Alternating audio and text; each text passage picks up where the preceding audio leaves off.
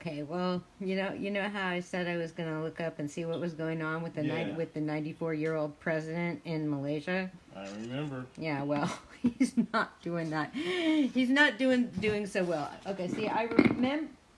Oh, That's me. That's me. wait, I'm not back. Falling apart again. Okay, wait, did I just? Can you hear me? No. Yeah, you should. If you. Oh, oops. Now I can hear you. Now you can. Yeah. Okay. Thanks, everybody. Okay, so he was. His name is Matahir Mohammed, and Where's he from again? Malaysia. Malaysia. Okay. Yeah, yeah. He's the one that was in jail. He's gone in and out of jail. And he was out of jail, and then he got out of jail, and then joined the government again, with the person that kept him in jail. I had seen him interviewed before. I thought he was kind of a cool guy.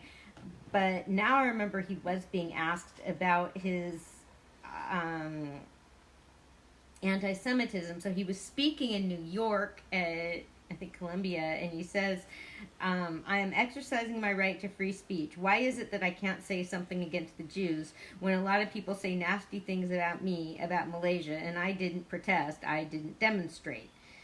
Muhammad said Wednesday in response to a question from an audience member. Muhammad, who was speaking at the college's World Leaders Forum, has called Jews hook-nosed, and they ruled the world by proxy and questioned the number of Jews killed in the Holocaust.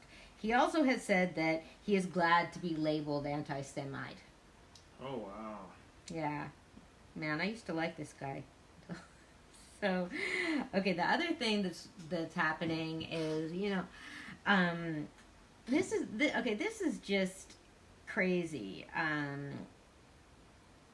Okay, there is like crazy stuff happening in Saudi Arabia every day. I can't even keep track of it. The Houthi rebels bombed oil plants in Saudi Arabia, and it's significant because they did not used to have. It's a lot more sophisticated weapons than they used to have. And remember, the Saudis back the Yemeni government, and the United States backs them. It's like Obama's unforgivable moral failure was getting the U.S. into Yemen in 2015, and we're still there. And since it's not like Trump gives a shit, and so the United States has opposed the Yemeni rebels because they're backed by Iran. So after this, I didn't notice today when I got. Has gas already gone up? Yes, it has a little bit. Okay, I knew you would have noticed that. I forget stuff like that. It's weird. I don't remember stuff like that sometimes. Or it's kind of like, well, I know I need gas, so I'm just gonna get it, so that I forget how much it costs. Okay, so the U.S. has already moved a bunch more tanks into the Gulf because of this. But meanwhile, Saudi Arabia will open its doors to international tourists for the first time as part of a broader push to cut its economic dependence on oil, especially since their oil is getting bombed. On Friday, the kingdom it launched a visa regime for 49 countries, and they relaxed the strict dress code for female visitors. So whoa, let's go to let's go to vacation in Saudi Arabia. And I don't think so, man. Not yet. But hi H, what's up? Hey, what's up, man? And okay, so that's so he's a real lovely guy right there. Oh man, It looked like there was a lot of porn stuff. Age is talking about Area 51. I was Did Age get his?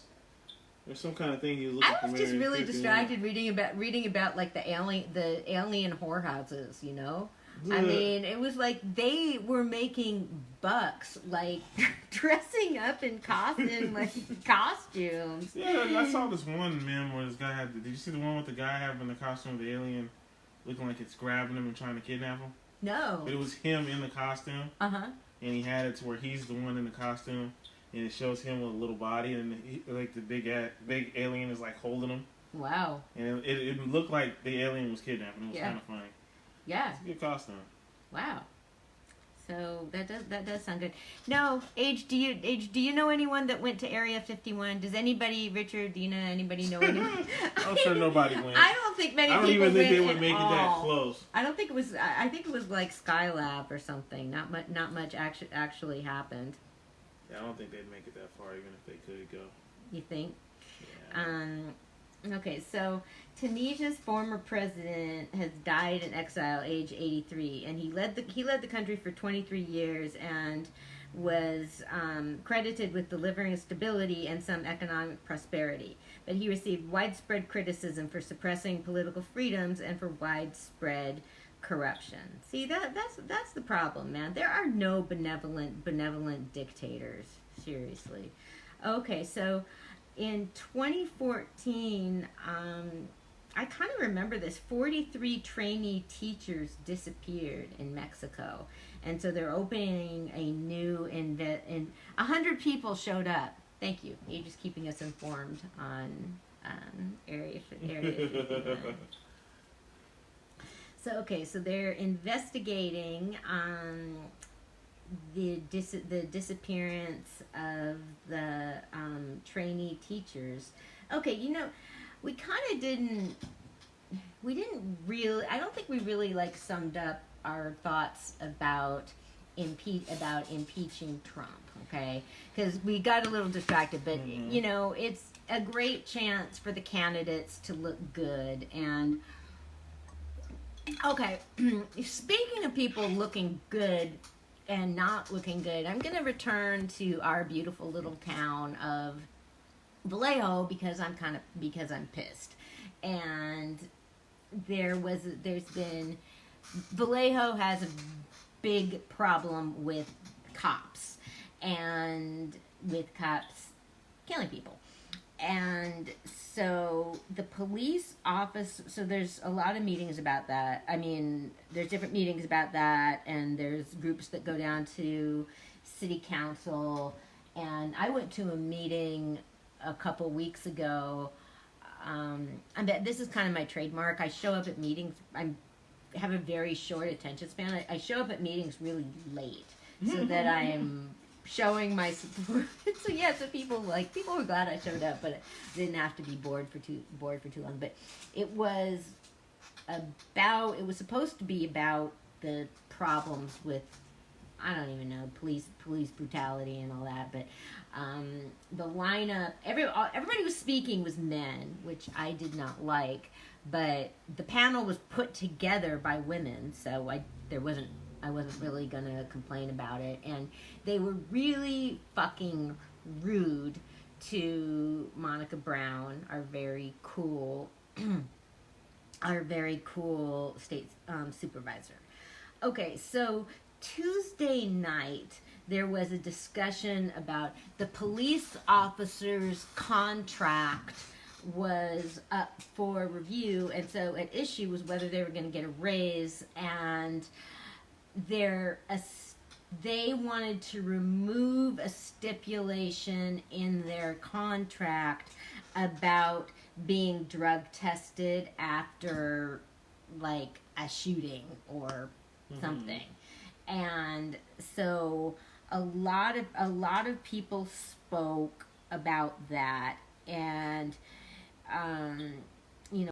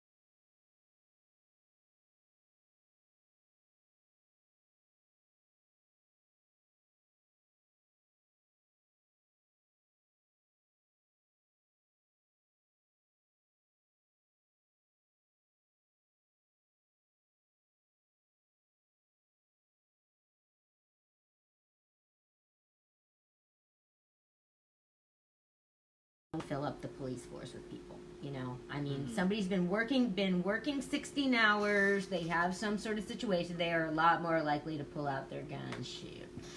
So, but you know, nowadays, there's not a lot of people that want to be cops. Well, no, there's not. So, I mean, and so they do need to try and like pay them competitively. You know, I mean.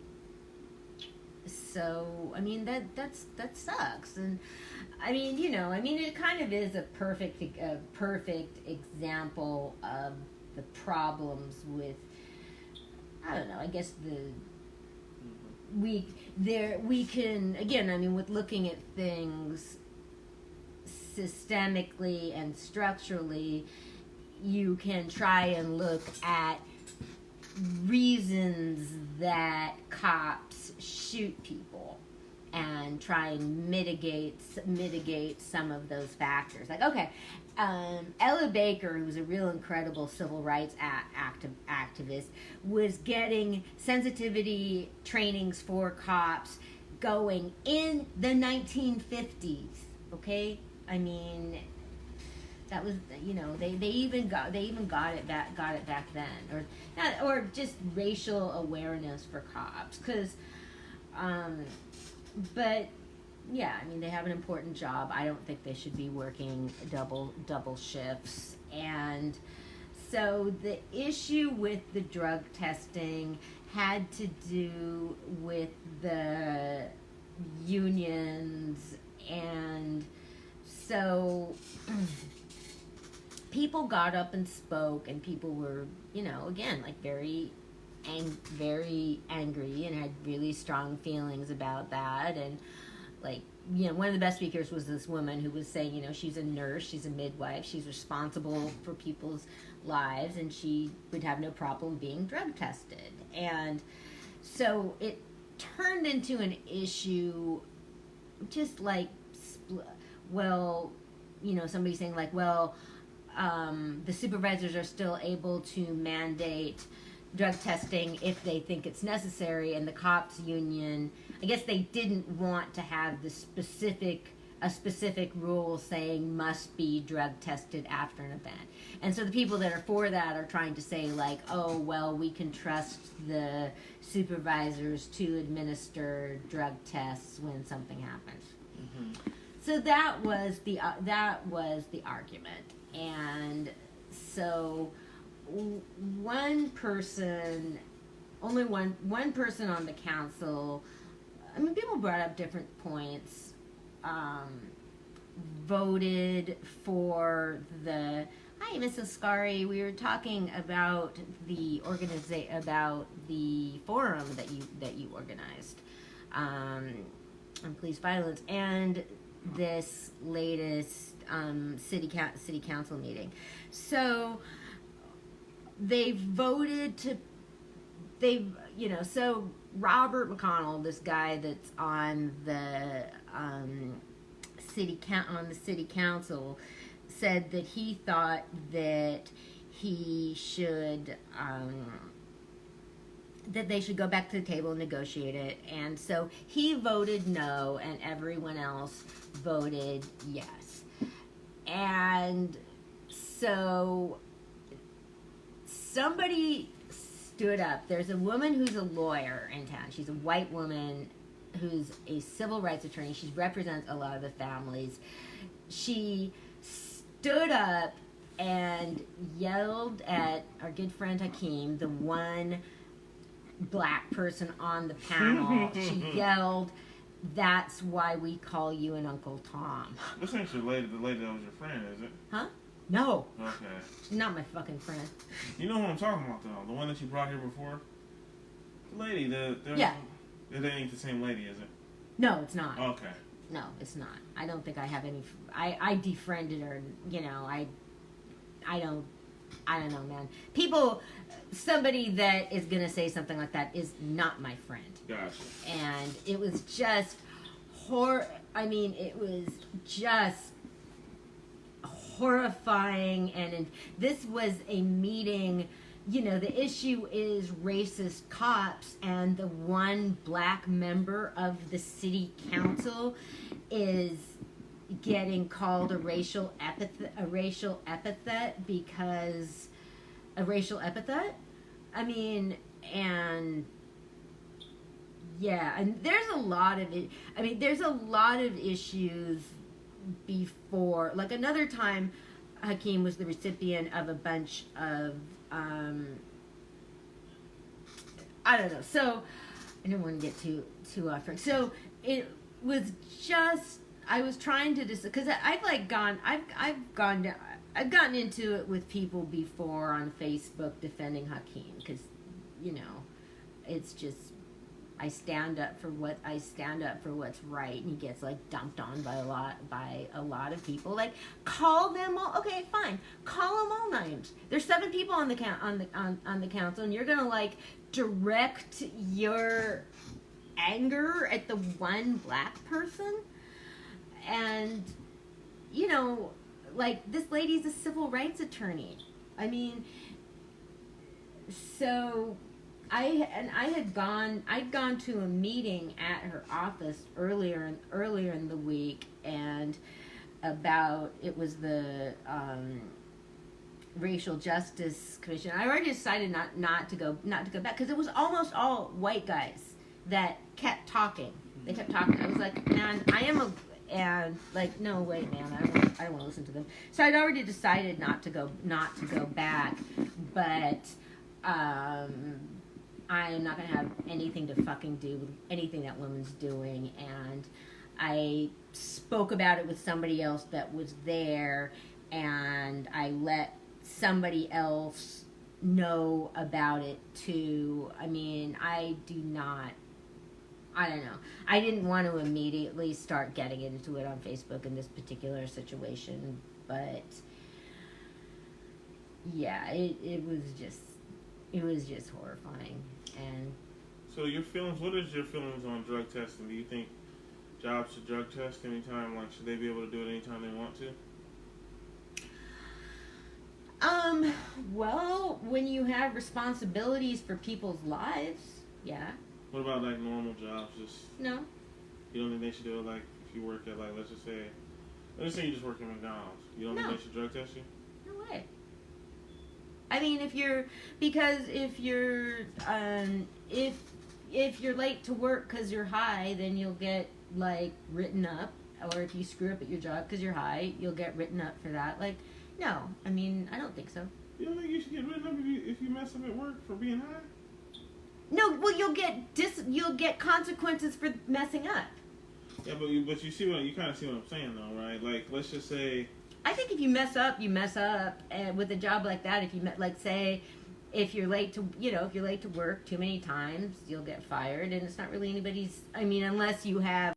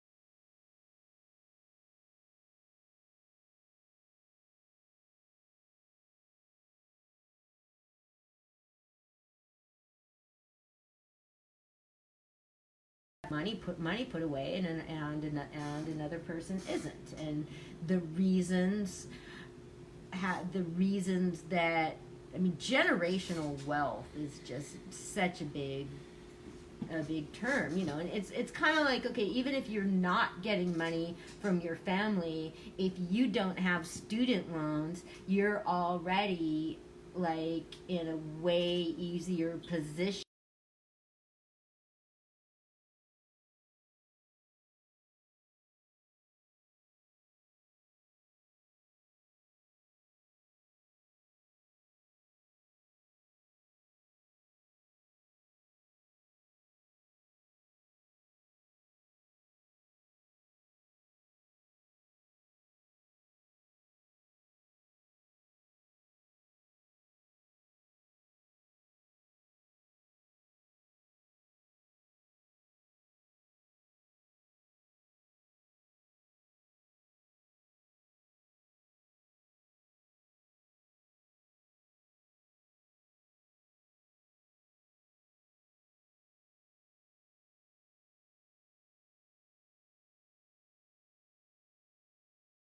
really far away. And so they have like, okay, if you're taking like, you know, 2 buses and the train to get to your job, that's 3 things that can fall through. So that's another iniquity that can keep people from moving ahead. But anyway, if you're late to work, you're going to get punished for being late to work. And so it's not anybody's business if it's because of drugs. Unless if somebody wants to have medical, you know, or you just hope, or I went through a period when I was going through a lot and was constantly late for work, and it was bad. It was I mean, I'd never experienced that sort of thing in my life before. I'd always been like really, really conscientious, and I had a situation going on at my house that I was having a difficult time dealing with, and I had like some health stuff, and so I was having a hard time making it to work on time because of stuff like that, and people were assholes about it. So no, I don't think McDonald's people should be tested, but you know, yeah, if you're carrying around a gun, if you're responsible for people's lives, then yeah. I don't know, you get, like, a lot of people people that operate heavy machinery need to get drug tested. Okay, see, and I've said this before, the big thing with cops that I think is, you know, a big concern is that a lot of them have PTSD. And so I really feel that, you know, you want to have trainings, and you want to teach people de-escalation. You want to train people to do all these things, but I think the biggest fucking reason that cops pull out their guns and shoot people is they go into like a panicked state, and that they really think this, like, you know, a lot of them now are veterans and have PTSD,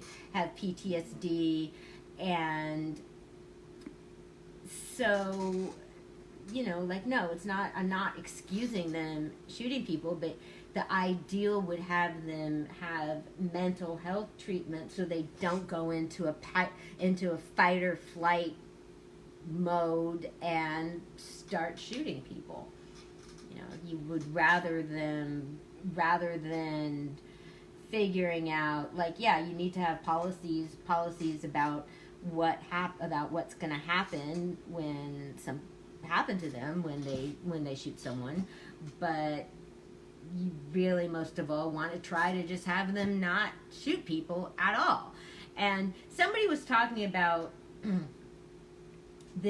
having more security guards, like, basically do the work of cops. And it's like, well, no, not, you don't want to do it so much. You don't want to look at it as getting security guards to do cops' jobs, but, like, if you have, she wasn't putting it together like I would, but if you have, like, more homeless, if you have, like, say, more outreach workers and people that are going out trying to assist the homeless and helping people make sure people take their meds, you do have you want to try and make less and make fewer, make it so that there's fewer situations where people need to call the cops.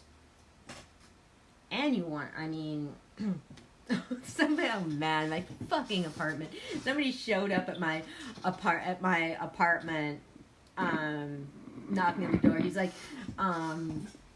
he's like, I have video of somebody stealing this package off my porch and going up to the steps to this house. And I'm like, well, it wasn't me. And he wanted my landlady's phone number, and I said, well, no, I'm not gonna give you that. I'll give me your number, and I'll give it to her. And so I took his number, and I said, like, okay, what's your name? He's like, I'm the guy whose package was stolen.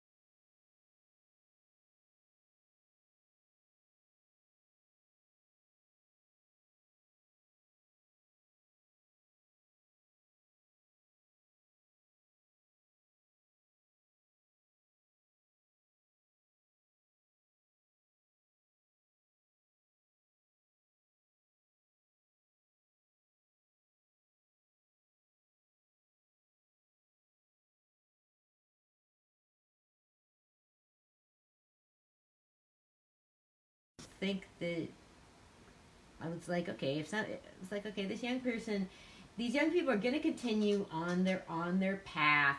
If they continue on this path, they will get arrested and go to jail, and it does not need to be me that helps them get there. I told the people, so, but that was crazy. And so my landlady told the guy to send the video to the cops. Like, yeah, man, there's 3 fires in Vallejo this afternoon. Yeah. Scary. One of the fires is right over there. Where? Down the street. You know where the Sacramento exit? Yeah. It's like right there. Oh, wow.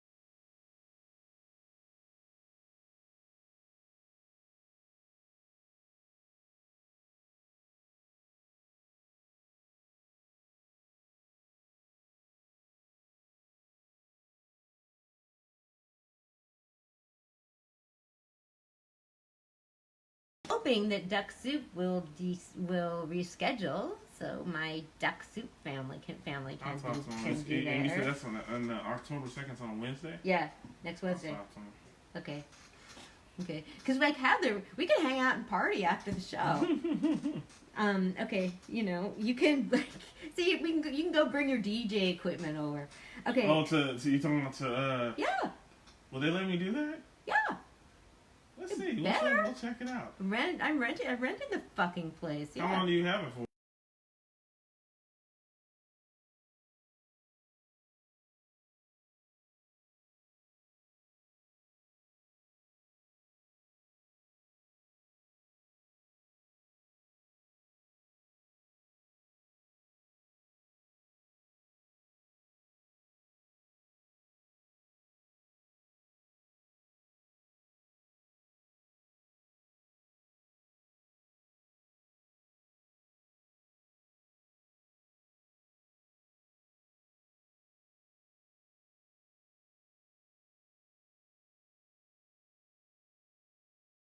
And he is taking the Wednesday night is usually Bible study at his church. So Bible study is he's having the Bible study class go to the event, which is very cool. And I go to that Bible study, but I brought it up I sort of like, because when I go to Bible study, Bible study or church, I don't want to be like promoting something. I want to just keep my mind in a calm space. Space. There's some places where you go, you just don't want to be like Hannah. But I said, so I've been going there for a while, but like I was, one of the deacons said, "Are you going to be there?" I was like, "Yeah, I'll be there." So I announced it last night because I wanted to make sure that people had tickets if they needed them. So far hardly anybody has been asking me for free tickets. So really hoping that people will pay and I won't be. But that's pretty cool. Might have a pretty good crowd. So, and we'll have books for sale because there's going to be even more Ralph Bunche events later in the month. And a good description of Ralph Bunche is by his biographer, who said that each chapter in the book could have been its own book. And that is how complicated his life is. Okay, so have you seen any movies? No. I mean, you've been busy. Well, my dad's been talking to me about seeing Rambo. I'm serious. He said it was good. What is there a new Rambo? Tell me you didn't know there was a new Rambo. How yeah, it's like supposed the to know last that? blood. Oh, okay. Is what's his name still in it? Who? The Rambo guy. You don't know who Rambo guy is? Yeah, I do. Okay. Yeah, he's still in it. He's still in it? Is he in a wheelchair? Wow. He's old. Yeah, he looks old too. Yeah, he had a hard life. I'm kind of skeptical on seeing it because I read what it's about and I'm like, eh. I thought it was always about the same thing. It's pretty much about the same thing, but I thought that was kind of the point. I guess so. You're right. It is kind of the. Well, I bet you didn't know the Downton Abbey movie was out. What's that? See? I don't even know what that is. Downton Abbey was a TV show. It was a British TV show about this family of aristocrats and their servants. It had great clothes, and it was all shot at this real English manor house, and so it was just a really fun escapist sort of thing. And that was on TV for a while, and they just made a movie of it, and so I went to see it because it's just gorgeous. So I wanted to see it just to see it on the big screen. But yeah, it was exactly the same. It's this sort of aristocrats fantasy sort of thing, like, everybody is just so. Yeah, all the servants are really like the people, their employees or whatever. Yeah, I mean, like in those days, they all lived there. They'd get like half a day off a week or something. And people had to work all the fucking time. Yeah, they did. One of they're always like, who's gonna serve? One of the big problems that they always had at Downton Abbey was not enough footmen. You know, because they'd have like the butler who was like in charge of things, but then they had the footmen that would like carry around the plates for them to serve themselves. So that was always an issue of, oh, we're short of footmen, and they're going, the butler's working much too hard. He simply must let, because the butler had this thing about like he didn't want to have maids in the drawing room. It was like I don't know, unaristocratic. So the family would be, oh, he's working too hard. He's simply got to allow the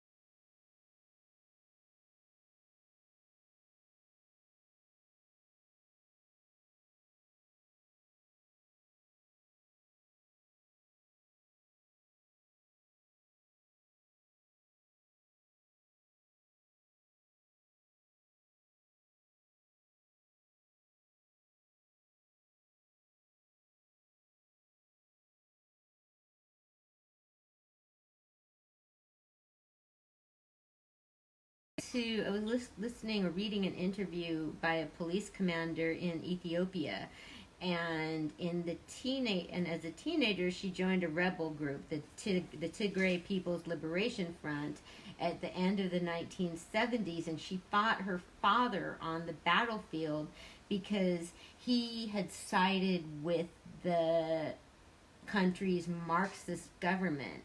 So all of the children were fighting for the rebels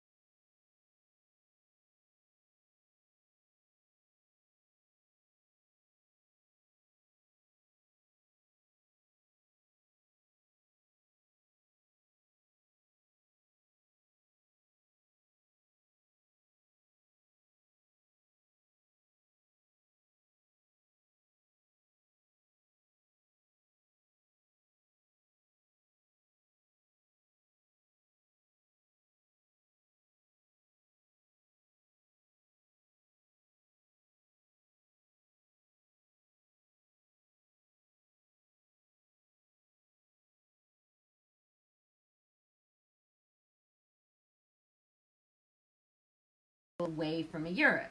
So we have the Libyan camps, which we've talked about before. There's Turkey migration centers in Niger, and now in Rwanda. And in 2016, the European Union paid Turkey $6 billion to take back some of those who reached Greece. So, like, basically, people cross Turkey to get to Greece, and they send them back. Okay, in 2016, 180,000 people crossed the Mediterranean from North Africa to reach Italian shores. Last year, the number plummeted to 23,000. Okay, so does that mean somehow, does that tell you, like, how that a lot more of them are dying on the way over, or have a lot of them been snatched and placed in those camps? Because we've talked about it before. Nobody is counting the refugees in the camps. They can't get on any lists for asylum or for aid, and so there was.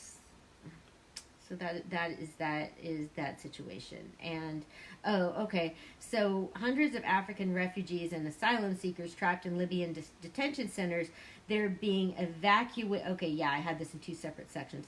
Will be evacuated to Rwanda under a life-saving agreement reached with Kigali, that's in Rwanda, and the African Union. The first group of 500 people. Well, that is hard. That's great, but I hope they send more because the first group. Oh, it's not as bad. The first group of 500 people, including children and young people from Somalia, Eritrea, and Sudan, are expected to arrive in Rwanda over the coming days. Out of 4,700 now estimated to be in custody in Libya.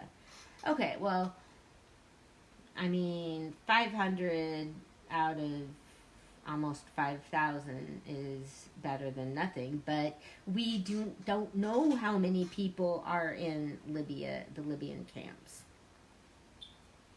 Okay, so in Morocco, it is a rough time to be a journalist these days. A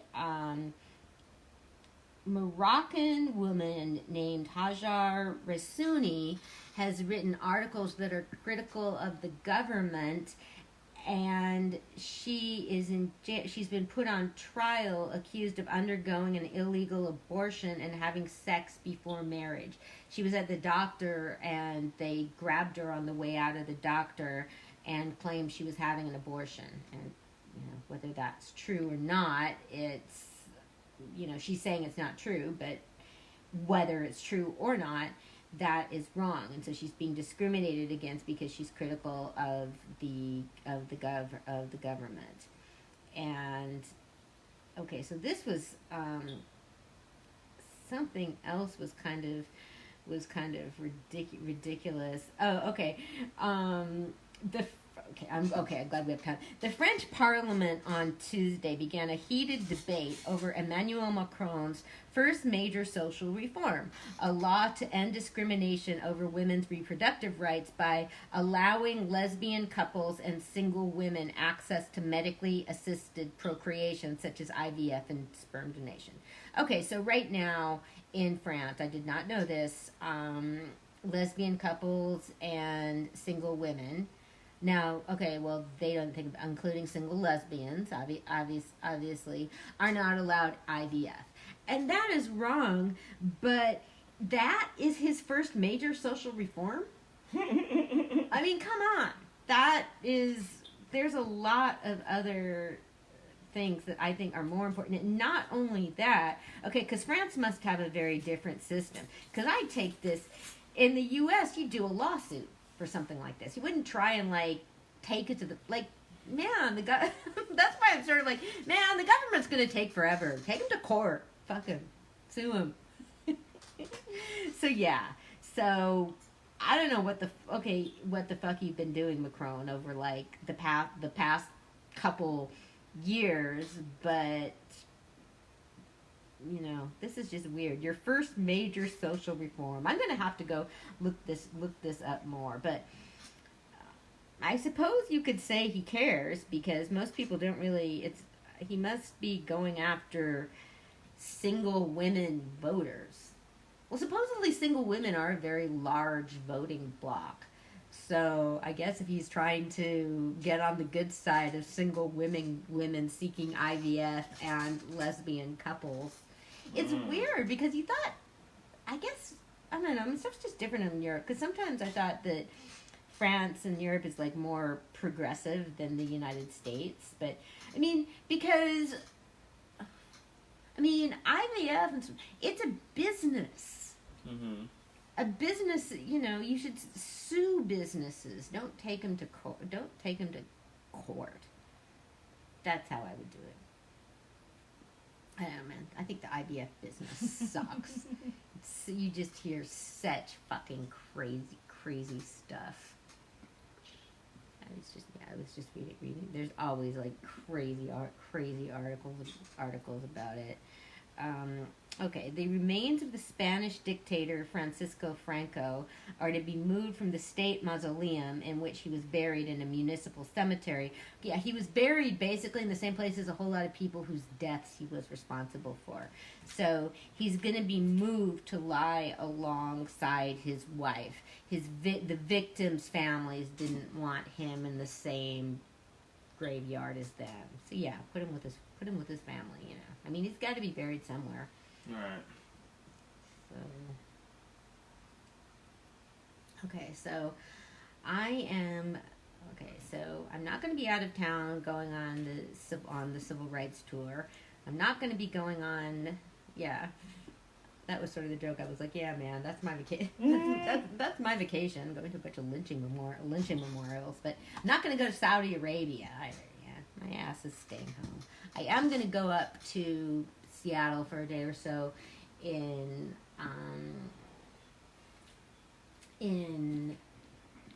November. My brother is sponsoring a production of a play about Rosetta Tharpe. Tharpe? I think it's Rosetta Tharpe. So I'll be out of town then. And we're actually scheduled to have a show next week, Roselle, next Tuesday.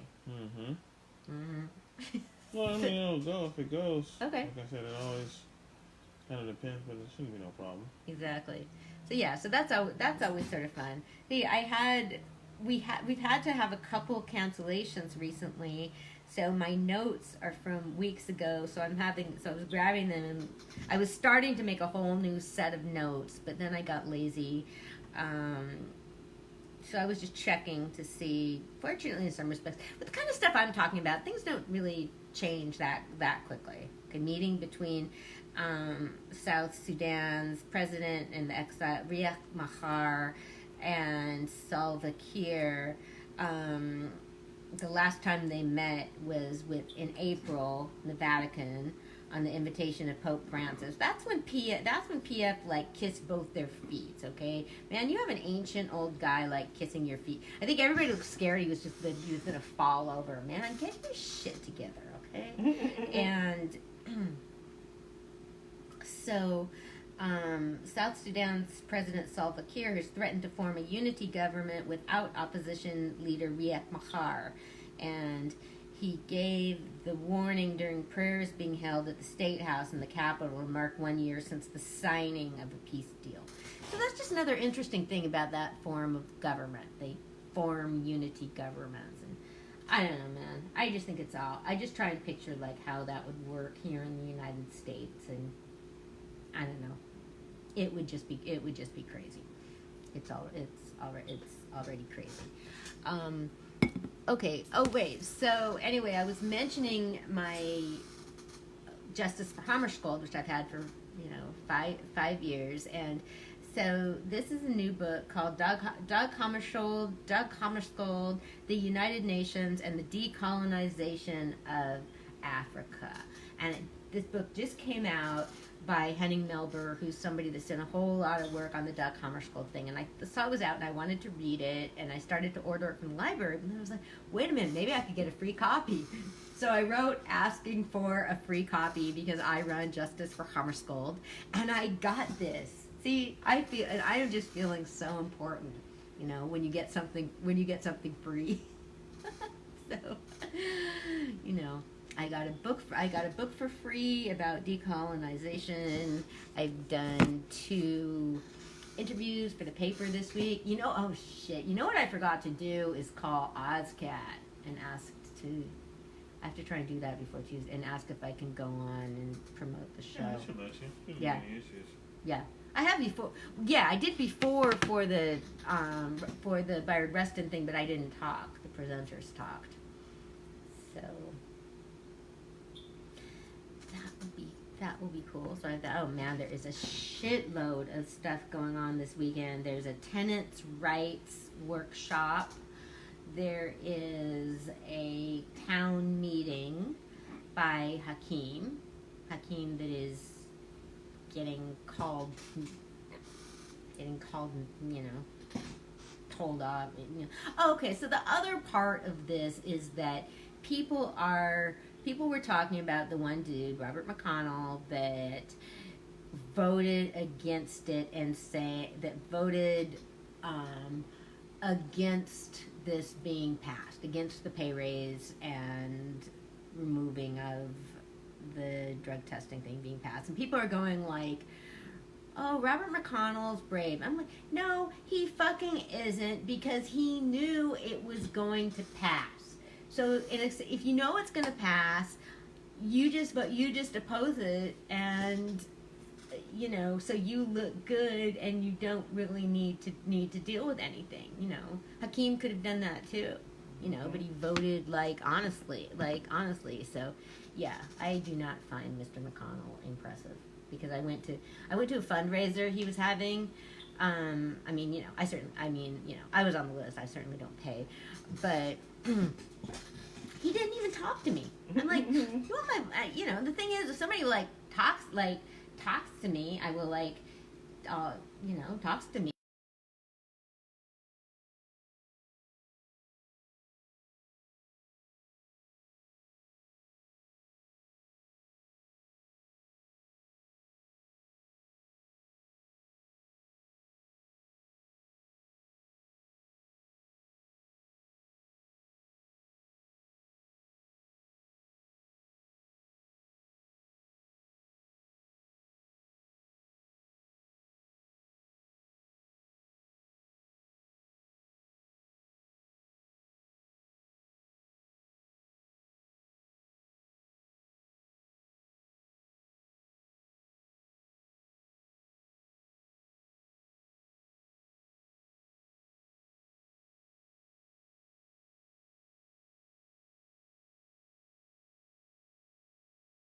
We have the professor and the pastor, and I was at a meeting 2 weeks ago, and this young woman came up to me. She'd heard about the event, and she had gone to Howard University where Ralph Bunche taught, and she knew about him and was inspired by him. So I was like, cool.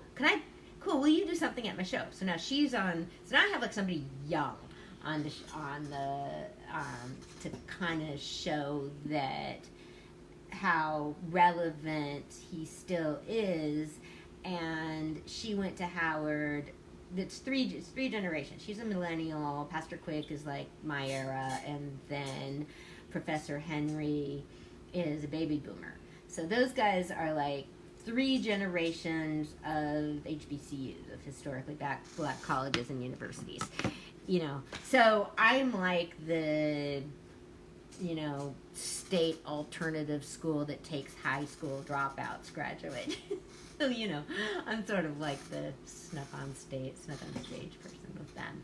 But that, I mean, you know, I'm really pleased about that because we're gonna, it has to be deeper. It has to be deeper and more important and more relevant than just talking about some guy. We need to show the values are alive, and we need to most of all be trying to figure out what would he be telling us to do now. You know, what would Ralph Bunche be doing about fucking Donald Trump? I have a few ideas, but I am very much looking forward to hearing from some of these very smart people that know a lot more about him than I do.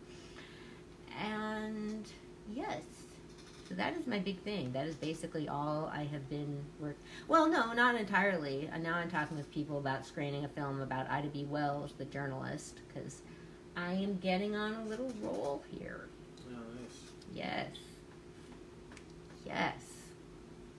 Okay, so do we have any other shout-outs for people? With Duck Soup. Shout out to Duck Soup. Duck Soup. And I was speaking to Shantae. Shantae, yeah. She's ready. She sounds like she's ready. She's getting close to doing her Lady Duck Soup. So we're going to have when is that going to be? The ladies, man. The ladies Duck Soup hosted by What is Shantae. your plan for that anyway? I can't figure it out. We're going to discuss it. We have some ideas. You have some ideas? We both, yeah. Oh, yeah? She has a lot of ideas, so. Yeah. Yeah. Well, what? What are you going to do? Is it going to be guests or? I can't. I told her I wouldn't discuss it. God. Until it gets closer to the She's time. so secretive. She told me something that she told me something that I wasn't supposed to discuss either. She's so secretive. I'm not discussing it. Okay. Well, cool. Well, that'll be lots of fun when it starts, you know. Cause yeah, everything is in my neighborhood. I like that. I like it that way. Tell everybody about the show again. Okay, October 2nd at the Empress Theater in Vallejo, California, the documentary film Ralph Bunche, An American Odyssey will be screening. It is a $10 donation, and Pastor Dante R. Quick, who got his doctorate, who studied Ralph Bunche for his doctorate, will be speaking and taking questions. All right. And we'll have snacks from Faith Food Friday. All right. One of our sponsors. Okay. And there we have it. All right. Cool. Okay, well, hopefully I'll see everybody this Tuesday. Yes. Awesome. Yes, this Tuesday is our next show. Okay, thank you so much for listening, everybody. I appreciate it very much.